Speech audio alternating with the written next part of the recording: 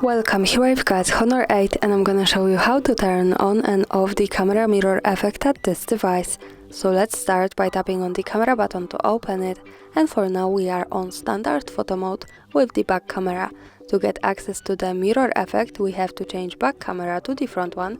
Let's do it by tapping on this button in the right corner.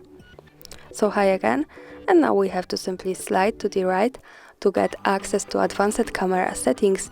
And in the capture category, at the first place, we have mirror reflection option, so by using the button from the right, we can easily turn it on and turn it off as we need. And that's all, thanks for watching, subscribe our channel and leave the thumbs up.